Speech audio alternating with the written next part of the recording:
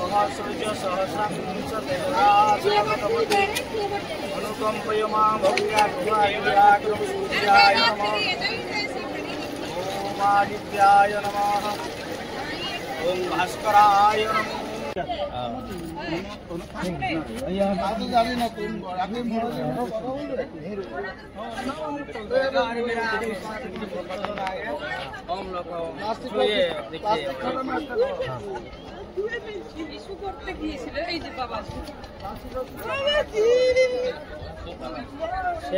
प्रणाम ओम श्री परमात्मने नमः। नमो भगवते वासुदेवाय। हे वृंदावन निलये मधुरीपू माधुर्य लीलाकृत। हे गोवर्धन धारी कुलपते रासस्थली चंद्रमा। हे गोपीजन विहरं नटवर श्यामांग राधापते।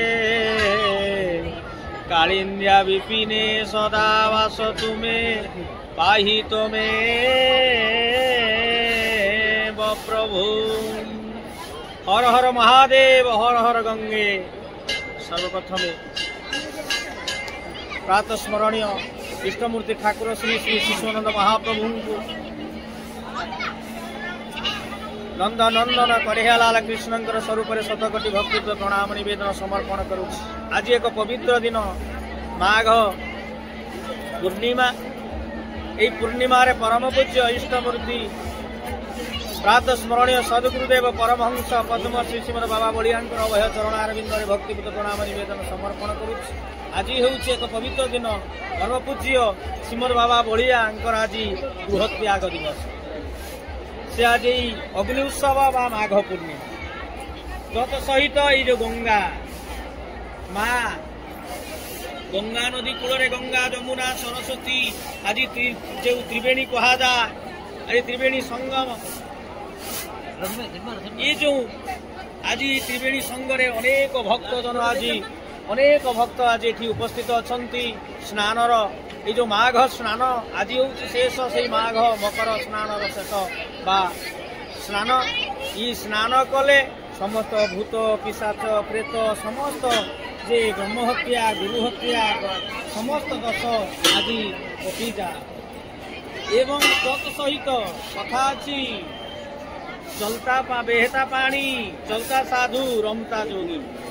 तेणु साधु सन्थ मानकर जो दर्शन गंगा दर्शन भक्तंकर दर्शन ये अति सौभाग्यर कथा।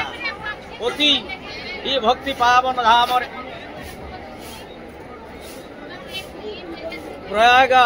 प्रयागदी आज ये जो स्नान करुछंती समस्त देवता ऋषि मुनि आज स्नान करुछंती पवित्र तीर्थरे। आज भगवान स्वयं आज देवदेव महादेव शंकर भगवान जो गंगा को मस्तक धारण करते से गंगा स्नान आज त्रिवेणी जो कर्म ज्ञान भक्ति ये एक त्रिवेणी। आउ त्रिवेणी कौन ना गंगा जमुना सरस्वती जो मिलन हो सेठी आज स्नान कले अगणित आज भक्तजन आज स्नान करुछंती जीवन को कृतकृत्य करुछंती। एवं परम पूज्य गुरुदेवंकर ये पावन क्षेत्र में उपस्थित भगवान को प्रार्थना करुचे माँ को आज प्रार्थना करुचे प्रभु गुरुंकर शरीर आज सुस्थ रहू। जे गया पर आसिले जो आमर काशी विश्वनाथ अच्छी राम को दर्शन करुचंती भगवान कृष्णंकर जो बाल्य लीला से लीला करिचंती।